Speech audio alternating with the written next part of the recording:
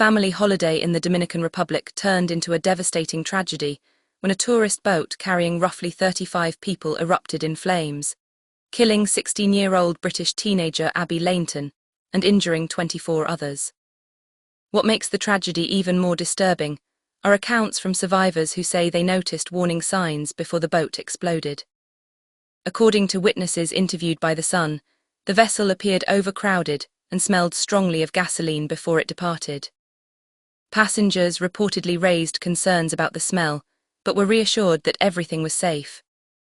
The incident occurred on July 27 as tourists returned from an excursion to Saona Island, one of the Dominican Republic's best-known tourist destinations.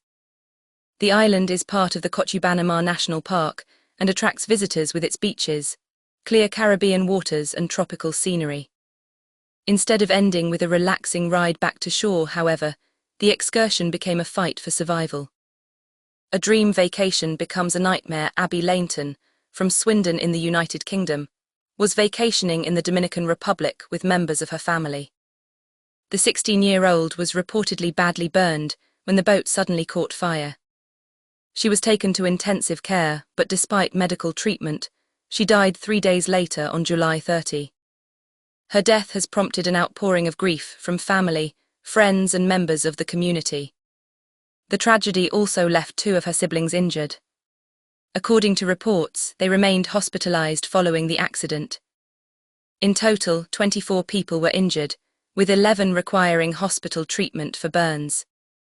For the families involved, what was supposed to be a memorable Caribbean vacation instead became a traumatic experience that will likely stay with them for the rest of their lives.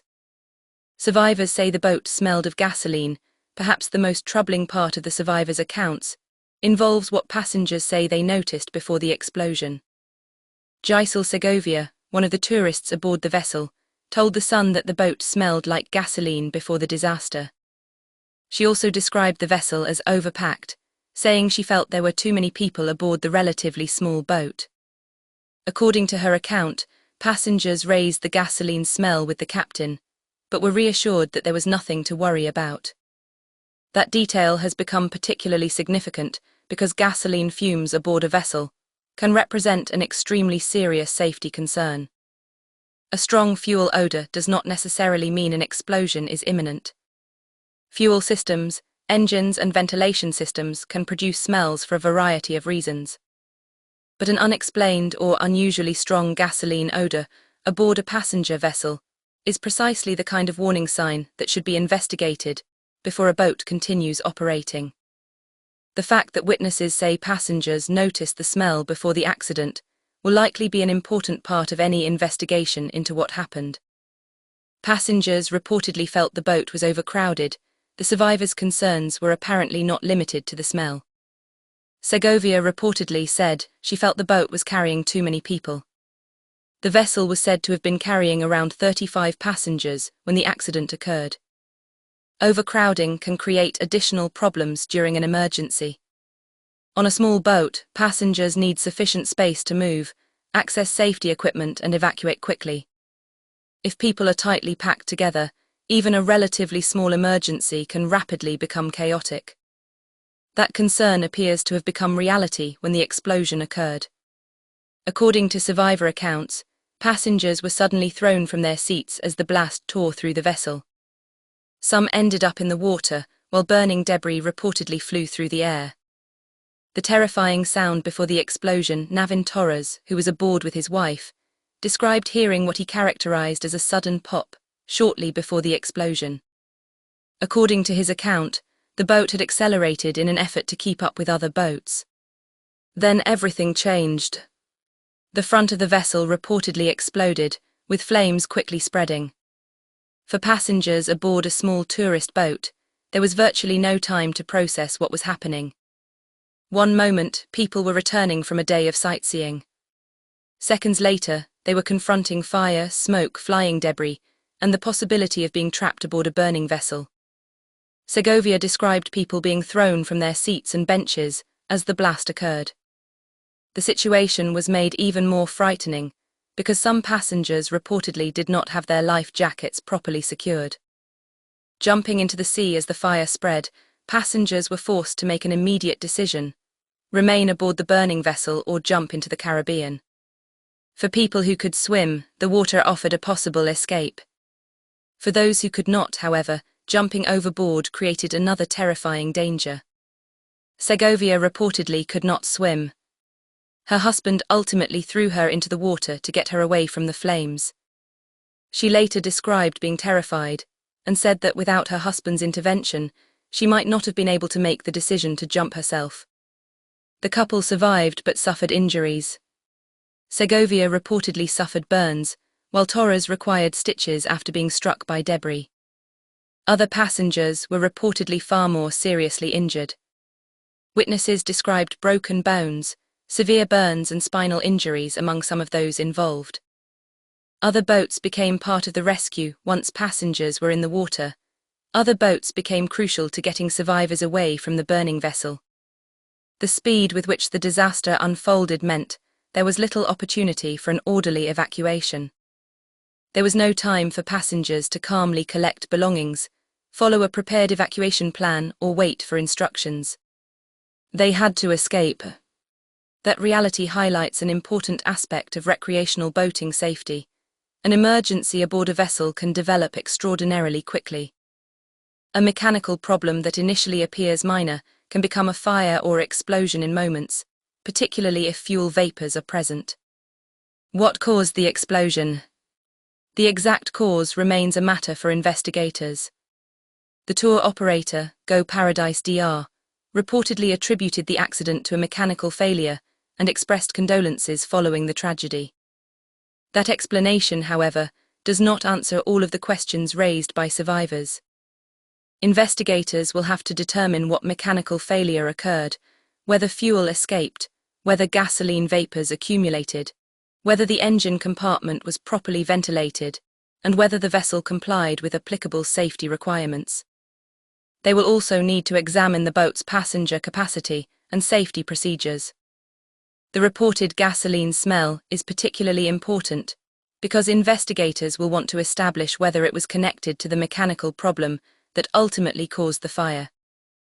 At this stage, it would be premature to conclude that the smell itself proves the cause of the explosion. Only a technical investigation can determine exactly what happened. Questions about life jackets. Another issue raised by survivors concerns life jackets. Segovia reportedly said passengers were offered life jackets, but that many were not properly buckled when the explosion occurred. Life jackets are among the most basic pieces of safety equipment on a passenger vessel. But simply having life jackets aboard is not necessarily enough. Passengers need to know where they are, how to put them on and how to secure them properly. Crew members also have an important role in ensuring passengers understand emergency procedures. In an incident involving fire, every second matters. A passenger who has never been instructed on how to use a life jacket may lose precious time trying to figure it out. The same is true for emergency exits, flotation equipment, and evacuation procedures. A warning for the tourism industry: the Dominican Republic is a major international tourism destination, and boat excursions are an important part of the experience for many visitors. Trips to islands, snorkeling locations, and beaches can be among the highlights of a Caribbean vacation. But the tragedy involving Abbie Lainton demonstrates the importance of passenger vessel safety. Tourists often have little information about the vessels they board. They may not know the boat's maintenance history, passenger capacity, inspection status, or emergency procedures. They are essentially placing their safety in the hands of the operator. That makes the responsibility of tour companies particularly significant. A passenger who notices an unusual fuel smell or believes a boat is dangerously overcrowded may have no practical way of determining whether the concern represents a serious mechanical or safety problem. The aftermath, the consequences of the disaster, continued long after the flames were extinguished. 24 people were injured. Families were separated from loved ones, and survivors were left dealing with physical injuries and psychological trauma. Abbie's family faced the unimaginable loss of a teenager who had been enjoying a family vacation. Her death also affected her wider community in Swindon. Tributes have described the teenager in glowing terms, while a fundraising campaign was established to support her family. Reports said the fundraiser had collected thousands of pounds following the tragedy. Meanwhile, British authorities have reportedly provided assistance to affected British nationals and their families. The boat excursion listing was also reportedly removed from Booking.com after the accident, according to survivor accounts and subsequent reporting. A tragedy that demands answers. The central question now is not simply how the boat caught fire. It is whether anything could have been done to prevent the tragedy. Were there warning signs that should have caused the trip to be delayed or cancelled? Was the vessel properly maintained? Was it carrying an appropriate number of passengers? Was the fuel system functioning correctly? Were safety inspections conducted? Were passengers properly briefed? And perhaps most importantly, what happened between the moment passengers reportedly noticed the smell of gasoline and the moment the vessel exploded? Those questions will ultimately have to be answered by investigators. For the survivors, however, the answers will not erase what happened. For Abbie Lainton's family, they will never bring her home. A 16-year-old girl went on vacation with her family and never returned. What should have been an ordinary boat ride through the Caribbean instead became a disaster involving fire, explosions, injuries, and death. The accounts from survivors make the tragedy particularly haunting because they suggest that passengers may have noticed something was wrong before the catastrophe. Whether those warnings were connected to the eventual explosion remains to be established. But the tragedy serves as a powerful reminder that unusual fuel odors, suspected mechanical problems, and concerns about overcrowding aboard a passenger vessel should never be casually dismissed. For tourists, a boat excursion is supposed to be an adventure. For operators, it is a responsibility.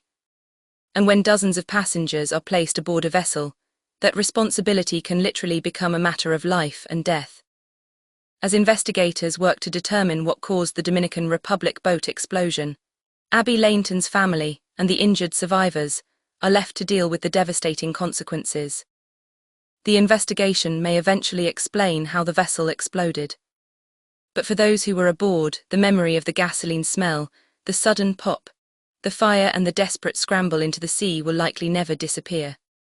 Abbie's death has transformed what began as a family holiday into a heartbreaking reminder that safety concerns on the water must always be taken seriously.